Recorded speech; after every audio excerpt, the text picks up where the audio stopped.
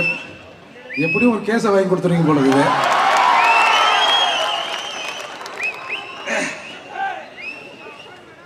சாதிவாரி கணக்கெடுப்பும் பஞ்சமர் நிலமீட்பும் குறித்து இன்றைக்கு நடந்து கொண்டிருக்கிற இந்த பேரணி மற்றும் பொதுக்கூட்டத்தின் தலைவர் எங்கள் அண்ணன் செந்தமிழன் சீமான் அவர்களுக்கு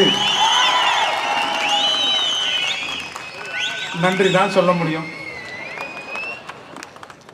நான் இந்த கூட்டத்திற்கு வருகிற போது, ஏன்னா பஞ்சமி நில பிரச்சனைங்கிறது முதல்ல என் வீட்டில இருந்து ஸ்டார்ட் பண்ண பிரச்சனை. அது நான் அதுக்கான தரவுகளோடு வந்தேன். ஏன்னா டேட்டு வாரியா என்ன நிலங்கள் எல்லாம் எப்படி எடுக்கப்பட்டது என்பதை இன்று வெளி உலகுக்கு சொல்லணும் அப்படின்னு வந்தேன். வருகிற போது என் தம்பி அர்ஜுன் பாஸ்கர் சொன்னா, என்ன இன்னைக்கு ஏதோ கூட்டத்தில் ஏதோ தகராறு வருமாமே நீ பேசும்போது. டேய், ஈரோடு கூட்டத்தில் இருந்து அண்ணன் சீமானோடு நான் பேசிக் கொண்டிருக்கிறேன். தமிழர்கள் அடங்காதவன் செந்தமிழன் சீமான், பறையர்கள் அடங்காதவன், பறையர்களில் அடங்காதவன் இந்த மூர்த்தி. இந்த மூர்த்தி இன்று உயிரோடு இருக்கிறேன் என்று சொன்னால் என்னுடைய பாதுகாப்பை நானே உறுதி செய்து கொள்வேன். கூடுதலாக இன்னும் இந்த பறையர் சமூகத்தில் சில இளைஞர்கள் பறையர் இன உணர்வோடு இருக்கிறார்கள். அதனால தான் இந்த மூர்த்தி இன்னைக்கு உயிரோடு இருக்கிறேன். நான் அந்த போலீஸ் எல்லாம் நம்ப மாட்டேன். மேல உளவுக்கு அஞ்சலி செலுத்த போனேன். தென்மண்டல டிஐஜி பொன்னின்னு நினைக்கிறேன், அவங்க தலைமையில ஒரு பெரும் போலீஸ் படை என்னை அழைத்து கொண்டு மேலவளவுக்கு போகிறது. அதாவது எல்லாரும் வந்து ஒரு டைம்ல அஞ்சலி செலுத்துவாங்க. நான் முதலாக அஞ்சலி செலுத்த வேண்டும். அதிலே நான் ஒரு கோரிக்கை வைக்க வேண்டும் என்று நினைத்தேன். அது என்ன கோரிக்கை என்று சொன்னால், ஒரு சமூகத்திலே ஒருவர் இருக்கிறார். அவருடைய மனைவிக்கு இந்த அரசாங்கம் கலைஞர் கருணாநிதி அவர்கள் எம்பி சீட்டு கொடுத்து இணையமைச்சர் ஆக்கிறார். எங்கள் சமூகத்தில் ரோட்ல ஒரு 7 பேர் செத்தான், இவன் புருஷன் ரோட்ல தானே செத்தான், நீ சாலை பணியாளர் வேலை செய்யுமா அப்படின்னு ரோட்லயே நிக்க வச்சார் கருணாநிதி. இந்த உண்மை எனக்கு லேட்டா தெரிஞ்சது. நான் போனேன். அப்போ தென்மண்டல டிஐஜி தலைமையில என்னை அழைத்துக் கொண்டு ஒரு பெரும் படை போகுது. அந்த படை சொல்லுது, வேண்டாங்க திரும்பி போயிடுங்க. கொஞ்சம் பேர் ஒரு மாதிரியா இருக்கிறாங்க, ஒரு 50 பேர் வேண்டாங்க. ஒரே சமூகத்துக்குள்ள ஒருத்தனை கூட்டும் போய் உன்னால பாதுகாப்பாக கூட்டம் வர முடியான்னு அதிகாரிகள்லாம் எங்களை சொல்லுவாங்க, வேண்டாங்க. இல்லைங்க நான் போய் தாங்க தீருவேன், நான் பார்த்துக்கிறேங்க என் பாதுகாப்பை. இல்லை இல்லைன்னு சொல்லி அப்புறம் நீங்க மீறி போனால் உன்னை கைது செய்து விடுவேன் அப்படின்னு சொன்னாங்க. சரி, அப்புறம் போனால் அப்புறம் கூட வரவங்களாம் எடுத்து போய் கல்யாண மண்டபத்தில் உட்கார வச்சு சோறக்கார வாங்கி கொடுத்து திருப்பி எதுக்கு அரசாங்கத்துக்கு செலவு வைக்கணும், ஏன்னா நம்ம ஸ்டாலினுக்கு நம்ம செலவு வைக்க கூடாது அப்படின்னு சொல்லிட்டு நாங்கள் திரும்பி வந்துட்டோம். அண்ணன் திருமாறன் அவர்களுக்கு தெரியும். மறுநாள் காலை நான் இந்த மூர்த்தி பறையர் கக்கன் அவர்களின் பேரன் சரஸ்குமார் ரெண்டே பேர் ஒரு இனோவா கார், ஒரு ஓட்டுநர், நேராக மதுரையிலிருந்து வண்டி நேராக மேலாவளவுக்கு போச்சு. போய் அந்த மேலாவளவு முருகேசன் அவர்கள் அந்த நினைவிடத்தில் அஞ்சலி செலுத்திட்டு திரும்பி ஒரு 2 நிமிஷம் இருக்காது நான் வரேன். டிஎஸ்பி ஃபோன் பண்றாரு, ஏய் எங்கப்பா இருக்கிறீங்க, சரசுக்கு எங்கப்பா இருக்கிறீங்க, என்ன வேலை செய்றீங்க தெரியுதா, எதனா ஒன்று ஆச்சுன்னா யார் பதில் சொல்லுது, யாரும் பதில் சொல்ல வேணாம், நேற்று நீங்க போலீஸ் என்ன பதில் சொன்னீங்களோ அந்த பதிலையே சொல்லுங்க, எங்க பாதுகாப்பை நாங்க பார்த்துக்கிறோம் அப்படின்னு சொல்லிட்டு வந்தேன். அண்ணன் பல சிறைக்கு போயிருப்பாரு. நான் பார்க்காத சிறை இல்லை. ஏன்னா கோயம்புத்தூர்ல இந்த காலத்துல சிறைக்குள்ள செல்லில் அடிச்சிட்டான்னா ஒரு பல்லா தருவான், ஒரு சட்டி, சின்ன சட்டி. என் வீட்டில் கக்கூஸ் எப்படி தெரியுமா இருக்கும். நான் ஒரு காவல்துறை அதிகாரியின் மகன். என் தாத்தா அந்த காலத்தில் 5வது படிச்ச ஒரு காரணையில். எங்க அப்பா சொல்லுவார், எனக்கு கூட தான் பறையர் உணர்வு இருக்கு, ஆனா இந்த பையன் எதுக்கு பறையாமறேன்னு சொல்லி தெரியறான்னு தெரியலையே, நல்லா தானே வளர்த்தேன், நல்லா சொகுசா தானே இருந்தான் அப்படின்னு சொல்லுவார். அப்போ அப்பேற்பட்ட நான் கோயம்புத்தூர் சிறை லாக்கப் 6 மணிக்கு உள்ள கூட்டிட்டான்னா 1க்கு வந்தாலும் சரி 2க்கு வந்தாலும் சரி அந்த பல்லாவில் தான் போகணும். ஒரு ரூம்ல ஒரு 7-8 பேர் இருப்போம். இதெல்லாம் கடந்து தாண்டா வந்திருக்கிறோம். இன்னைக்கு ஒரு பிரபல கராத்தே வீரர் ஒருவர் பாவம் மரணப்படுக்கையில் இருக்கிறார். ஒரு பிரச்சனை வந்தது. எல்லா டிவிகளும் ஏர்போர்ட் மூர்த்தியை வலை வீசுகிறோம், ஏர்போர்ட் மூர்த்தி தேடப்படுகிறார் அப்படின்னா. என்னடா தேடுறீங்க? நான் இங்கே தானே இருக்கிறேன். அன்னைக்கு தாத்தாவோட பிறந்த நாள் எல்லாம் சுற்றி அன்னைக்கு ரெட்டமலை சீனிவாசன் மணிமண்டபத்திற்கு வருபவர்களுக்கெல்லாம் மாட்டுக்கறி தரப்படும் ஒரு அறிவிப்பை வெளியிட்டு இருந்தேன். போலீஸ் சுற்றி ஒரு 50-100 பேர் என்னையே சுற்றி நிற்கிறாங்க. நான் திரும்பி வீட்டுக்கு வருகிற போது எனக்கு ஒரு ஃபோன் வந்து, ஏப்பா உன்னை சன் டிவியில் தேடுறாங்களாமே, நீ எங்கே பாருக்கிறியோ? போலீஸ் கூட தானே இவ்வளோ நேரம் இருந்தேன். அப்புறம் யார் என்ன தேடுறதுன்னா, இல்லை சன் டிவி நியூஸ் பாரு, எல்லா டிவிலையும் ஓடுது, எம்என் நடராஜனை கைது பண்ணிட்டாங்க, ஏர்போர்ட் மூர்த்தியை வலை வீசி தேடுறாங்க அப்படின்னாங்க. அதுக்கப்புறம் அந்த பிரச்சனை என்னன்னா, 10 பெல்ட் கராத்தே பெல்ட் என்னென்னமோ செய்வார். ஏர்போர்ட் மூர்த்தி என்னை வலுக்கட்டாயமாக அழைத்து கொண்டு போனார், என்னை தாக்கினார் என்பதுதான் புகார். என்ன கேட்டான், ஏய் அவன் 10 பெல்ட் பிளாக் பெல்ட்ன்றான், அதுங்கிறான் இதுங்கிறான், என்னடா இது? இல்லைங்க தோழர், அவங்கெல்லாம் ஸ்டேஜி, கேமரா, ரெஃப்ரி இதெல்லாம் வச்சே தான் சண்டை போடுவாங்க. நாங்கள் அப்படி இல்லை, நாங்கள் அதனால நாங்கள் எப்பவுமே எல்லாத்தையும் செய்வோம் அப்படின்னு சொன்னேன். இதை ஏன் சொல்கிறேன் என்று சொன்னால், இத்தனை கூட்டங்கள் அண்ணன் சீமானும் ஏர்போர்ட் மூர்த்தியும் பேசி ஒருத்தன் கூட ஒரு கல் எறியல, ஒரு முட்டை எறியல, ஒரு 4 பேர் இன்னும் கோஷம் போலன்னா இன்னமும் நாங்கள் சரியா பேசுறேன்னு அர்த்தம். அதால் இப்போ விஷயத்துக்கு வர, இப்போ ஏன் சாதிவாரி கணக்கெடுப்பை எடுப்பதற்கு சீமான் அவர்கள் தலைமையிலே ஒரு கூட்டம் கூட்டினால் என்ன பிரச்சனை? நாம் தமிழர் மட்டும் கேட்டா பிரச்சனை இல்லை. மூர்த்தி பறையர் பேரவை சார்பா எங்களை கணக்கெடுங்கன்னு சொன்னா பிரச்சனை இல்லை. அண்ணன் திருமாரஞ்சி அவரு சமூகத்தின் சார்பா கேட்டா பரவாயில்ல. ஆர்வம் இன்னைக்கு வந்திருக்கிற நம்ம நாடார் பேரவை இவங்க எல்லாம் தனித்தனியா கேட்டா கருணாநிதி ஸ்டாலின் அவர்களுக்கு பிரச்சனையே இல்லை. இவர்கள் எல்லோரையும் கூட்டி வைத்து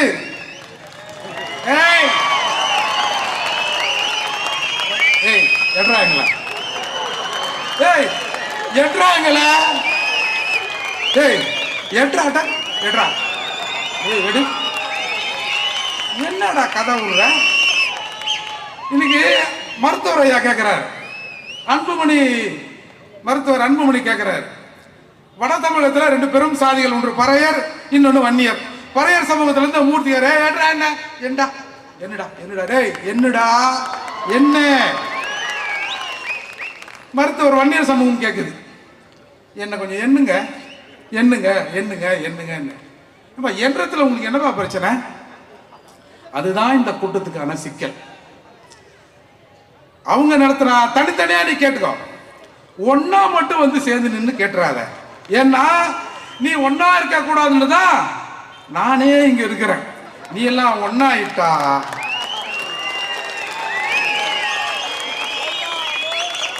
ரொம்ப தூரம் இல்லை, இதோ இருக்கிறது ஓங்கோல்.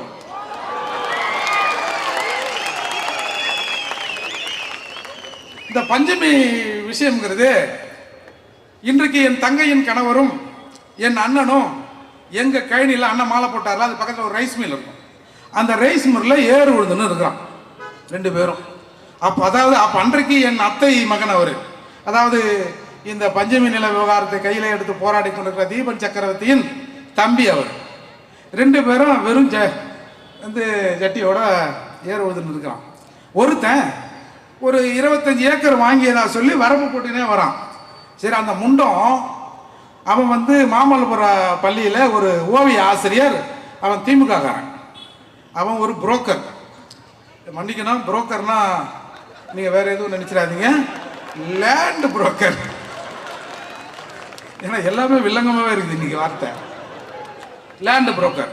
அவன் ஒன்று என்னோட அத்தா பிள்ளையும் எங்க அண்ணனும் உழுதுட்டு போன பிறகு நைட்ல போட்டிருந்தா கூட பரவாயில்ல, பகல்லையே வரப்பு போடுறான். இவன் 2 பேரும் நான் கையில் ஊழ்ந்துனுக்கிறேன், ஏன் கையில் நீ வரப்ப போடுற, யாரா நீ அப்படின்னு. நான் இந்த மாதிரி திமுக, நீ எந்த காவா இருந்தா என்னடான்னு அடி பிச்சு எடுத்துடுறானு. 2 பேரும் சேர்ந்து அவனுங்க சும்மா அரைக்கறி 1 கிலோ மாட்டுக்கிற தின்றவன்லாம் இல்லை. எங்கள் தாத்தாவுக்கு 5 அண்ணன் தம்பிங்க. அப்படியே வீட்டு வாசலில் ஒரு பெரிய குழி தோண்டி இருக்குமா, பெரிய அடுப்பு இருக்குமா, அணையா விளக்காய் அது மாட்டுக்கறி வெந்து கொண்டே இருக்குமா. அப்பேற்பட்ட பரம்பரை நாங்கள். வச்சான் வெளுத்தான் 2 பேரையும் அந்த வாத்தியார. உடனே ஜெகதீசன் ஒரு எஸ்ஐ அன்றைக்கி மாம்பழப்புறம் காவல் நிலையத்தில் இருந்தவர் 2 பேரையும் கூட்டும் போய், அப்புறம் இவன் பைக் எடுத்துன்னு போய் கம்ப்ளைண்ட் கொடுத்தா 2 பேரையும் கூட்டும் போய் ஜட்டி கூட அவுத்துட்டு வெளுத்து வாங்கிட்டானுவோம். என்னடா இது, நம்ம தாத்தா இல்லைண்டு நம்ம உழுதுன்னு இருக்கிறோம், எவனோ ஒருத்தன் வந்து அமலாண்டுங்கிறான், மார்வாடிங்கிறான். என்னன்னு அன்னைக்குத்தான் இந்த விவகாரத்தை தோண்டி எடுக்கிறான். எங்கடா நம்ம தாத்தா இந்த பக்கம் 40 ஏக்கர் வச்சிருந்தேன், அது இதுன்னு வரேன், 5ஆம் கிளாஸ் படிச்ச மனுஷன், எங்கடான்னு அந்த ரெக்கார்டு எல்லாத்தையும் தேடி பார்க்கிற போதுதான் காரணையிலே கிட்டத்தட்ட 633 ஏக்கர் நிலங்கள், பஞ்சம் நிலங்கள் வேற ஒருத்தன் பேர்ல மாற்றப்பட்டிருக்கு. சரி, அது குறித்தான விஷயங்கள் நடந்து அதுக்கப்புறம் தான் அந்த 94 அக்டோபர் அந்த 4ஆம் நாள் நினைக்கிறேன், ஒரு பஞ்சமி நிலைமீட்பு போராட்டம்னு 7 ஊரும் போராட்டம்னு காரநிலையில் நடத்தப்பட்டது. அது யாருன்னா எங்கள் மாமா கருப்பனை ஏஎஸ், ஜெயகரன் ஜோசப் போன்ற கிறிஸ்தவ நிறுவனங்கள் எல்லாம் 2-3 நிறுவனங்கள்லாம் சேர்ந்து ஒரு 7 ஊரும் போராட்டத்தை நடத்தினார்கள். அந்த 7 ஊரும் போராட்டத்தில் ஒரு 4.5 ஏக்கர் நிலம் மீட்கப்பட்டது. சரி, நிலத்தை மீட்டிட்டோம், ஒரு பயலும் வரமாட்டான்னு எல்லாரும் வீட்டுக்கு வந்துட்டோம். ஒரு 6 மணிக்கு காவல்துறை அந்த அரபாடு மண்லோடு வண்டியில் கொண்டாந்து அம்பேத்கர் சிலை முன்னாடி இப்படி நிறுத்தி அந்த சிலையை உடைத்து கொண்டு போயிட்டாங்க. அப்போ கொண்டு போனோடனே அது பெரிய பிரச்சனை ஆகுது. ஏன்னா நாங்கள் அம்பேத்கர் எங்களுக்கு உயிர் இல்லை, அதால். அப்போ ஆகஸ்ட் 10 அந்த செங்கல்பட்டு மாவட்ட ஆட்சியர் அலுவலகத்தில் போய், ஐயா அந்த உடைச்சி எடுத்துன்னு போனீங்களா அந்த அம்பேத்கர் சிலை, அந்த சிலையை கொடுங்க, எங்கள் நிலத்தை பற்றி நீங்கள் என்ன சொல்ல வரீங்க அப்படின்னு ஒரு பெரும் திரள் கூட்டம் அந்த கலெக்டர் ஆஃபீஸில் நின்றுது. அன்றைக்கு கலெக்டராக இருந்தவர், துணை கலெக்டராக இருந்தவர் சிவதாஸ் மீனா என்று சொல்லப்படுகிற ஒரு பட்டியல் சமூகத்தை சேர்ந்த கலெக்டர் தான் இன்னைக்கு அங்கே இருக்கிறார். அவருக்கு தமிழ் தெரியல. போன எங்காலுக்கு தமிழை தவிர எதுவுமே தெரியல இவங்களுக்கும். அவங்க ஒன்று சொல்ல இவங்க ஒன்று சொல்ல பிரச்சனையாகி தள்ளுமுள்ளாகி துப்பாக்கி சூடு நடைபெற்றது. 2 பேர் இறந்தாங்க. ஜான் தாமஸ், ஏழுமலை, 2 தியாகிகள் அந்த மண்ணில உயிரை விட்டு இறந்தார்கள் துப்பாக்கி சூடுல. அதுக்கப்புறம் மூர்த்தி அண்ணன் 1994-95 வாக்குல ஒரு மிகப்பெரிய பேரணியை கிட்டத்தட்ட 1 லட்சம் பேர் சென்னையில கலந்து கொண்டு சென்னையை உழுக்கினார் எங்க பூவை மூர்த்தியார். அதுக்கப்புறம் இந்த பஞ்சமில்ல விஷயம் அங்கொன்னுமா இங்கொன்னுமா எரிந்து கொண்டு இருந்தது.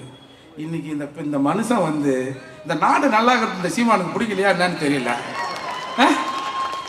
இந்த ஸ்டாலின் அவர்களை கொஞ்சம் நிம்மதியா தூங்க விடக்கூடாதா? ஏன் என்ன ஏன்னா போன ஜென்மத்தில் எதனா பகையா? ஏதாவது சொல்லுங்க.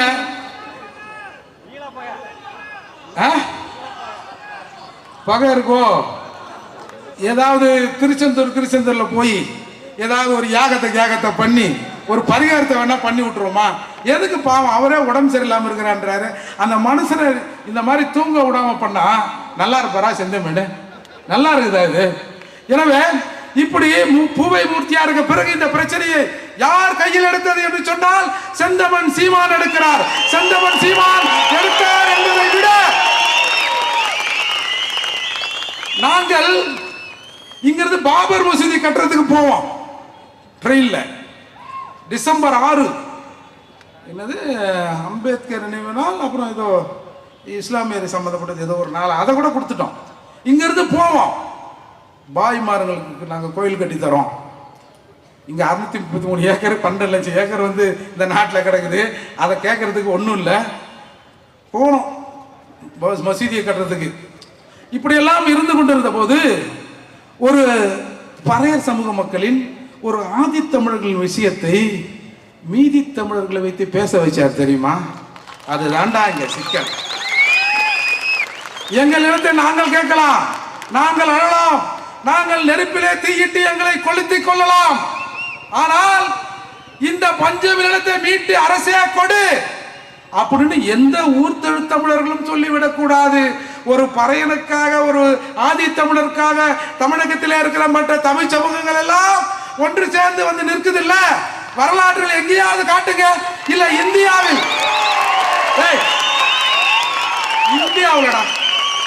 இந்தியாவில் ஒரு பட்டியல் சமூக மக்களின் பிரச்சனைக்காக பட்டியல் சமூகத்தோடு அந்த கோரிக்கைக்கு ஆதரவாக மற்ற சமூகங்கள் போராடி இருக்கிறது அப்படின்னு ஒரே ஒரு சான்ற காட்டு.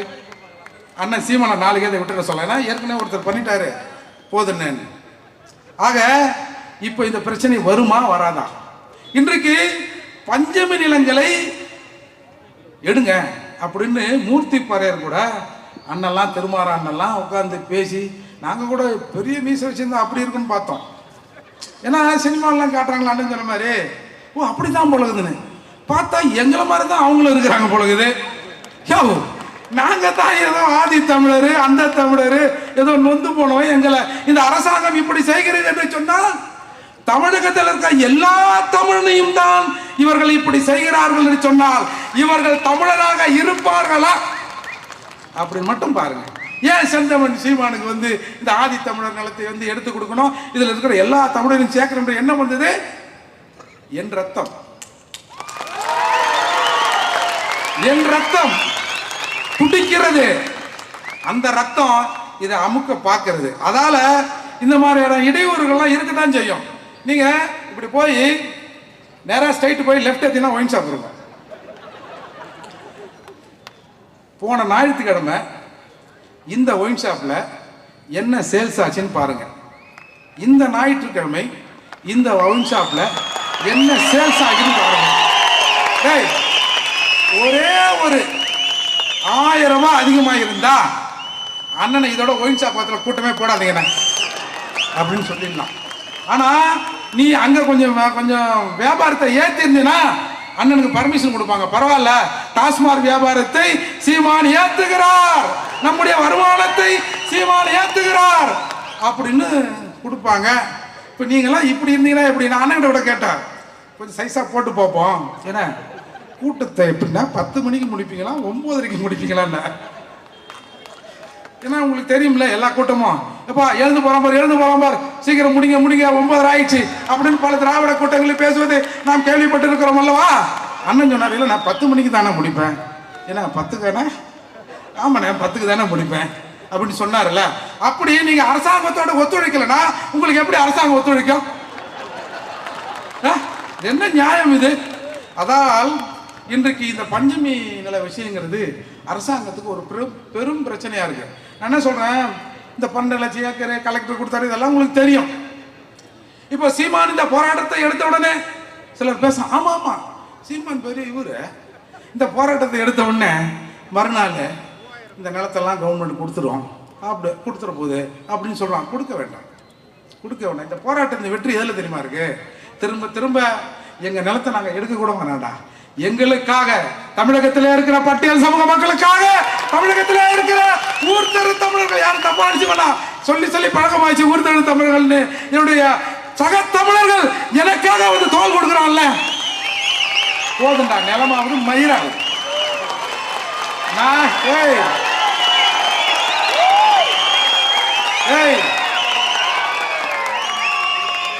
நாங்க பிரிச்சு கொண்டாத பிரிக்கின்ற காலம் வரும். அப்போ கன்சிராம் சொன்னாரு, சாதிகளாய் சேருவோம் சாதிகளாய் சேருவோம் சொன்னாரு. அப்போ தமிழர் நிலத்தை தமிழகத்தில் இருக்கிற தமிழ்நாட்டின் வளங்களை எல்லாம் தமிழர்கள் பிரிச்சு கொள்வோம். நீங்க ஒன்றும் கவலைப்படாதீங்க, உங்களுக்கு உரிய பங்கும் உண்டு. நீ 1% அதுக்கு கீழையா அண்ணன் கிட்ட சொல்லி என்ன பாவம் 1% கொடுப்போம்ல.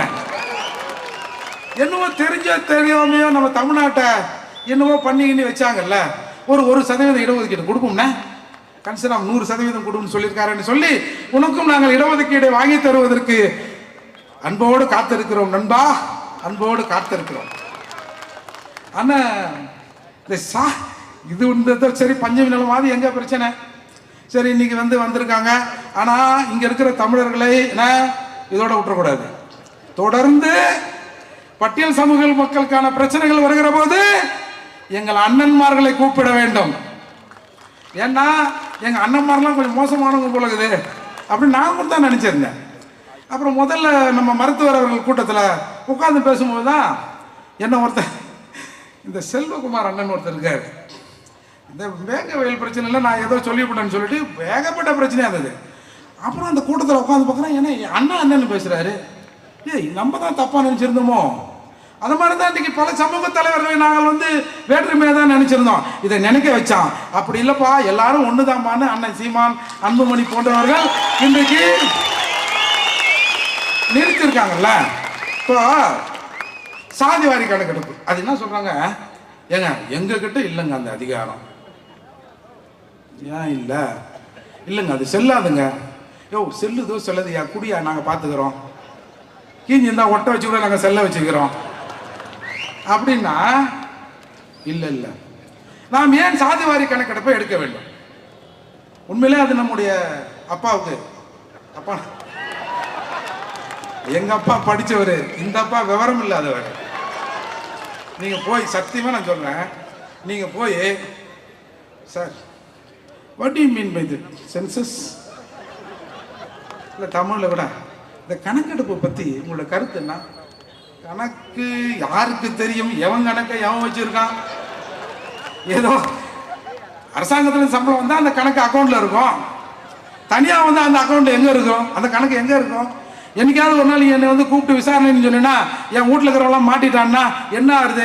அதாவது என் கணக்கு பல இடத்துல இருக்கும் அப்படின்னு சொல்லுவார்னா கூட சொல்லுவார். முதல்ல சாதிவாரி கணக்கெடுப்பு அப்படின்னா என்னன்னு தெரிஞ்சுக்கணும். ஒவ்வொரு முறை மக்கள் தொகை கணக்கெடுக்கிற போது இந்த தமிழ்நாட்டில் எல்லாரையும் தலை எண்ணுவான். எஸ்சி ஆகிய எங்களை, பட்டியல் சமூக மக்கமாக எங்களை, பறையரை, பல்லரை, இன்னொருத்தரை எல்லாரையும் வீட்டுக்கு வருவான். உங்கள் வீட்டில் எத்தனை பேர் இருக்கிறீங்க? இதுனா மூர்த்தியா? என்ன படிச்சிருக்காரு? சரி, என்ன படிச்சிருக்காரா? என்ன சம்பளம்? வீட்டில் எத்தனை பேர் படிச்சிருக்கான்?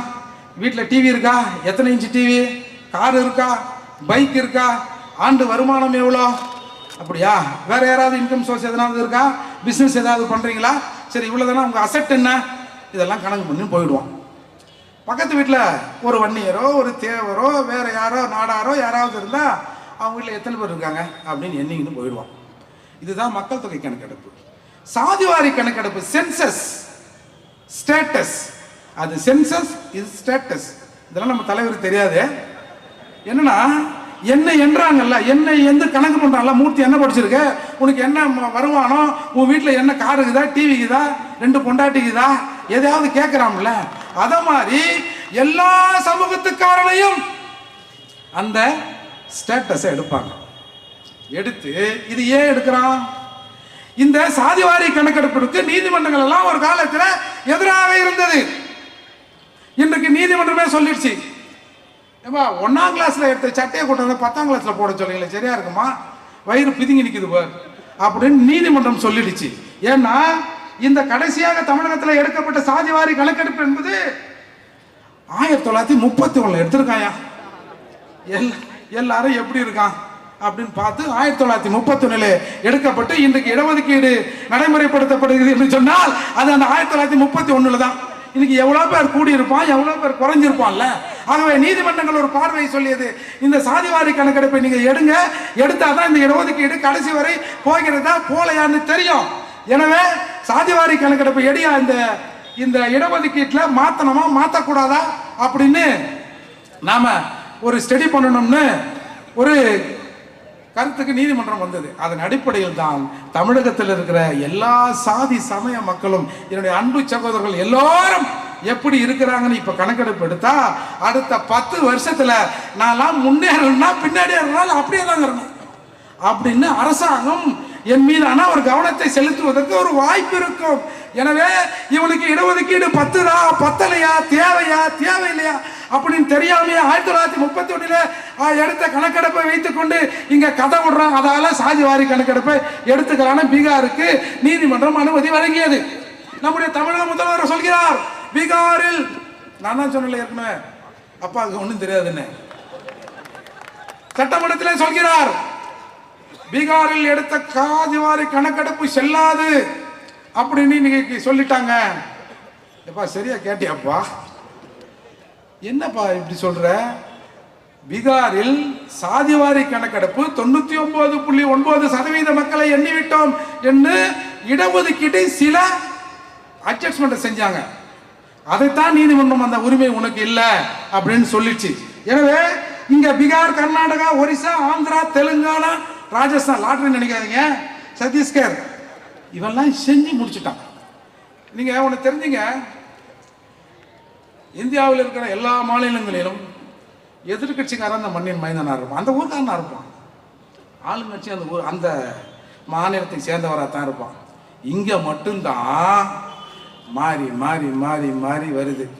இந்த மாறுதல்ல, இந்த மாறுதலை நிறுத்துவதற்குத்தான் செந்தமிழன் சீமான் வருகிறார். யாரும் தமிழகத்தில் வாழலாம், ஆளுகிற அந்த தகுதி, அந்த உரிமை தமிழனுக்கு மட்டும்தான் இருக்கிறது என்பதன் அடிப்படையில் இன்றைக்கு வந்திருக்காங்க. அதால கலவரங்கள் வர வேண்டும், மூர்த்தி பேசக்கூடாது. சீமான்னா ஓரா பேசுறாரு, வந்தாலே விட அப்படின்னு சீமான் பேசுகிற போது 4 முட்டை அடிங்கப்பா, மூர்த்தி பேசுகிற போது 4 கோஷமாவது போடுங்கயா. குறைஞ்சபட்சம் இன்றைக்கு பட்டியல் சமூக மக்களின் கடைசி இறுதி போராட்டம் என்ன தெரியுமா? வயிறு வலிக்க கத்துவோம், வீர வணக்கத்தை போடுவோம். எப்பா மாப்பிள்ளை, டேய் வயிறு வலிக்குதுரா, கண்ணு கலங்குதுரா, கடை எந்த பக்கம்டா அப்படின்னு சொல்லிட்டு போராட்டத்தை நிறைவு செய்து போய்விடுவோம். அப்படி இருந்த நிலையில் இன்றைக்கு உங்களுக்காக நாங்கள் இருக்கிறோம், இங்கே இருக்கிற தமிழ் சமூகங்கள் இருக்குது என்று அண்ணன் ஒரு வழிகாட்டி இருக்கிறார். இதை இந்த பட்டியல் சமூக மக்கள், பட்டியல் சமூகம் என்றைக்கும் மறக்காது. நாங்கள் ஏதாவது என்றைக்காவது ஒரு உதவி செஞ்சா கூட இந்த சமூகம் அவர்கள் பின்னால் நிற்கும். இன்றைக்கு இத்தகைய ஒரு மாபெரும் உதவியை செய்திருக்கிற செந்தமிழன் சீமான் அவர்களையும் இந்த கூட்டத்திற்கு வந்து எங்கள் கோரிக்கைக்கு அதான் முக்கியம், இந்த பட்டியல் சமூக மக்களின் கோரிக்கைக்கு ஆதரவு அளித்து இந்நேரம் இங்கே முழங்கிக் கொண்டிருக்கிற என்னுடைய அத்தனை தமிழ் சகோதரருக்கும் என் மனமார்ந்த நன்றி. அதனால இந்த தமிழர்களில் அடங்காத சீமானையும் வரையர்களில் அடங்காத மூர்த்தியையும் தயவு செய்து விட்டுறாதீங்க. விட்டீங்கன்னா உங்களை இல்லைங்க, அரசாங்கத்தை சொல்றேங்க, எதிரிகளை சொல்றேன், விட்டுறாதீங்கயா. ஏன்னா திராவிட கட்சிகள் சேரிக்கு எதிரானவை, திராவிட கட்சிகள் சேரிக்கு எதிரானவை, அதிலும் திமுக சேரியின் நிரந்தர எதிரி. ஒவ்வொரு தாழ்த்தப்பட்டவனையும் கருணாநிதிக்கு எதிராக திருப்ப வேண்டிய காலகட்டம் இது. கருணாநிதியின் சாம்பலம் சேரிக்கு எதிராக இருக்கும். என்னது? கருணாநிதியின் சாம்பலம் சேரிக்கு எதிராக இருக்கும் என்று எங்க அண்ணன் திருமாவளவன் மேடையெல்லாம் பேசுவார்.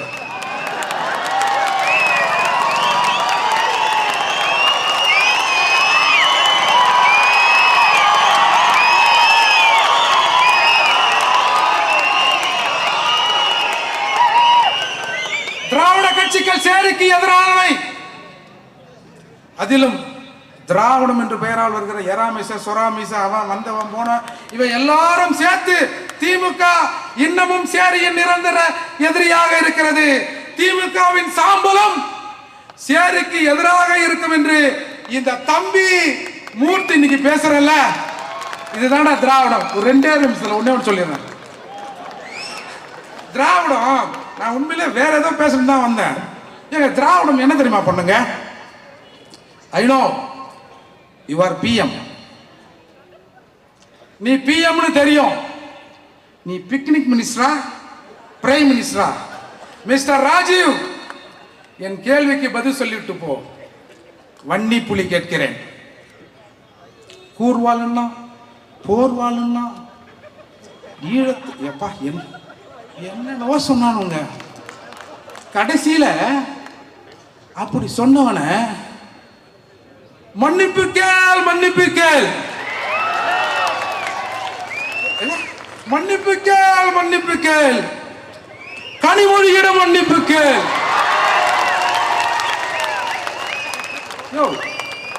யார் யாது? வைகா குரல் மாதிரி இருக்குது. என்ன என்ன உனக்கு தெரியலண்ணே? புரட்சி புயல் வைகோ தானே? என்னையா சொன்னாந்தால? மன்னிப்பு கேள், மன்னிப்பு கேள், கனிமொழியிடம் மன்னிப்பு கேள். வாரிசு அரசியலுக்கு எதிராக கட்சியை உடைத்துக் கொண்டு வந்தார் வைகோ. 10, 15, 16 பேர் செத்தான். எந்துக்குறா நைனா உன்னை கட்சியை விட்டு எடுத்துட்டாங்க அப்படின்னு 16 பேர் செத்தான் நினைக்கிறேன். 15, 16 அவனுக்கெல்லாம் துரோகம் பண்ணிட்டு மன்னிப்பு கேள் மன்னிப்பு கேள் கனிமொழியிடம் மன்னிப்பு கேள்னு சொல்ல வச்சுட்டாங்க. பார்த்தீங்களா? இன்னொன்று தெரியுமா? சவுக்கு சங்கர் சொன்னார், எங்கள் அண்ணன் திருமாவளில் பலம் அவருக்கு தெரியாது. ஏன்னா நாங்க 13% போட்டு தானங்க அவர் வந்திருக்காரு. அப்பா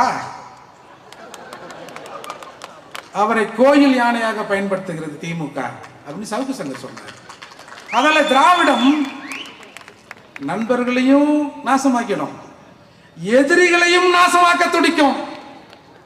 பார்த்துங்க, ஏற்கனவே அண்ணன் பேசுவாரு, நான் அங்கங்கன்னு பேசுவேன். சரி தப்பா இதப்பா பரப்பாயப்பா விடுங்கப்பா அவனை அப்படின்னு கூட அவங்க நினைச்சிருப்பாங்க. ஏன்னா நமக்கு எந்த லட்சுமியும் கிடைக்கல. இங்க இருக்கிற அண்ணெல்லாம் கொஞ்சம் தடியா இருக்காரு. நம்ம திருமாரஞ்சி நம்ம அண்ணன் கொஞ்சம் ஒல்லியா இருக்காரு.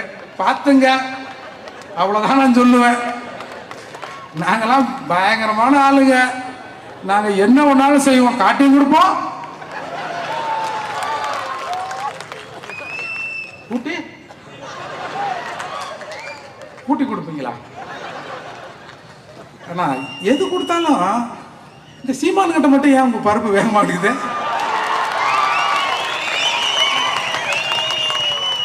எதனா ஒன்று சொன்ன ஆமாடா, ஆமா என்ன என்ன ஆமா என்ன என்ன என்ன ஆமா ஆமா என்ன அது ஆமாடா ஆமாடா ஆமாடா. என்னடா இப்ப பிரச்சனை உங்களுக்கு? ஏய் என்னடா இருந்தாலும் இதை சொன்னா அடங்குவார்னு பார்த்தா ஆமா ஆமா ஆமா வேற எதனா இருக்குதா? இல்ல பேசுறதுக்கு பாயிண்ட் வேற எதுவும் தப்பா நினைச்சிருக்காருங்க. ஹே நீயா நீயா உங்க வீடா அப்படின்னு வேற அந்த மனுஷன் கேட்டு தொலைச்சிட்டாரு.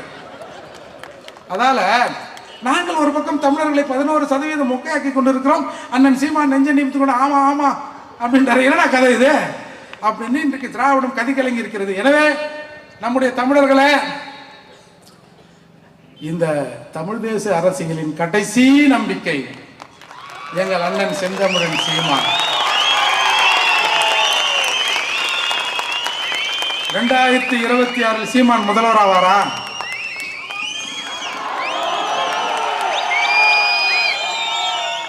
என்ன கேட்டா எங்க அப்பா என்ன நினைக்கிறாரு, இந்த சீமான் ஆகிறாரோ இல்லையோ நம்மளும் ஆக விட மாட்டான் பொழுது. நம்ம பத்திரிகையாளர் மணி சொன்னார், 100 அல்சேஷன்களை அண்ணா அறிவாலயத்தில் வளர்க்கிறார்கள். இவ்வளவு பேர் வச்சு நம்ம கிட்ட ஆட்சியை சீமான் கொள்ளையடிச்சு ஒன்னு அந்த ஆள் வச்சு பாரா, வேற யாருக்காவது கொடுத்து வரான்னு தெரியலையே. எப்படியோ நம்ம கிட்ட இந்த ஆட்சி அதிகாரத்தை சீமான் விடமாட்டார் என்பதன் அடிப்படையில் தான் இன்றைக்கு சீமான் மீது ஏகப்பட்ட அலிகேஷன் இருக்க. என்ன வேணாலும் சொல்லுடா, ஆமாடா ஆமா ஆமா. இன்னைக்கு கூட நான் ஞாயிற்றுக்கிழமை ஒரு 1.5 கிலோ மாட்டுக்கறி சாப்பிடுவேன். எவ்வளோ? 1.5 கிலோ ஒரு ஆளா? ஆமா அப்படித்தான் இருப்போம். என்னப்பா என்னடா என்னடா என்ன யாரா நீங்க? முதல் கல்ல ஏறி பார்ப்போம். ஒரு யோகியா நாம இதை பேசக்கூடாது, இதை பேசக்கூடாதுன்னு என்னை ஒருத்தன் வந்து ஃபோன் பண்ணி என்ன சாதி அரசியல் பேசுறான்னா அதே சொல்லிடலான்னு பார்க்குறேன். ஒரு 2 நிமிஷத்துல ஒரு பேரை சொல்லி என்கிட்ட சொல்றான். தெரியுமா? நானு தெரியலையேங்க. தெரியாதா? ஆமா ஆமா யூடியூப்ல பார்த்துருக்கேன், நேர்லயும் வருவாங்க. எனக்கு இன்ட்ரெஸ்ட் இல்லைங்க. என்னன்னு சொல்றேன்? ஐயா எனக்கு இன்ட்ரெஸ்ட் இல்லை.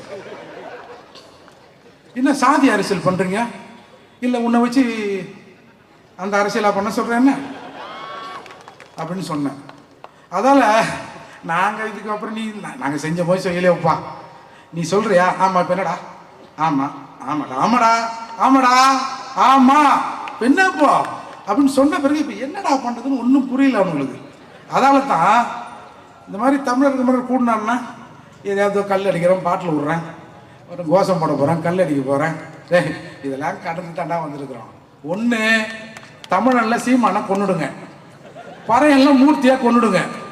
உங்களுக்கு எந்த பிரச்சனையும் இருக்கா சாமி, அதை செஞ்சிருங்க. ஆனா அதை செய்யறது அவ்வளவு சுலபம் இல்லை சாமி. ராசா தப்பா மட்டும் வந்துடுறாரு ராசா. கத்தி வெட்டாத ராஜா, துப்பாக்கி சுடாத ராஜா, வச்சுக்கிறோம் தான் ராஜா சுடணும். பல துப்பாக்கியில் வைத்துக் கொண்டிருந்த போதே சிறைக்கு வரவங்களாம் சாவறான். துப்பாக்கி வெடிக்காத ராசா, துப்பாக்கி வச்சுக்கிறோம் தான் வெடிப்பா ராசா. ஆதலால் தமிழர்களே, தயவு செய்து திரும்ப திரும்ப எஞ்சி கேட்டுக்கிற, செந்தமிழின் சீமானின் கரத்தை வலுப்படுத்த வேண்டும். அது காலத்தின் கட்டாயம். வெயிலில் எப்படி தர்பீஸ் பழம் உடல் சூட்டை தணிக்க தர்பீஸை கொடுக்கிறதோ, ஏன் மழை காலத்துல கொடுக்காம வெய்ய காலத்துல கொடுக்கிறதோ, அதை போல காலம் பெற்று தந்த செந்தமிழன் சீமான், தமிழ் தேசத்தின் தவப்புதல்வன் எங்கள் அண்ணன் செந்தமிழன் சீமானின் கருத்தை வலுப்படுத்துங்கள். நீங்க ஓட்டு போடுறீங்களோ போடுறீங்களோ அது ரெண்டாவது. மற்றவங்க இந்த மாதிரி ஒரு ஆள் வந்து சொல்றாரு, தமிழ்நாட்டை தமிழன் தான் ஆளணும்னு, நம்மள வேற ஒருத்தன் ஆள்றானான்ற கருத்தையாவது தமிழகத்திலே இங்க இருக்கிற தமிழர்கள் விதையுங்கள், விதையுங்கள். அது ஒரு நாள் ஒவ்வொரு விதையும் செந்தமிழன் சீமான் சீமான் சீமான் என்று மரமாக தமிழகத்திலே முளைத்து நிற்கும். நன்றி, வணக்கம்.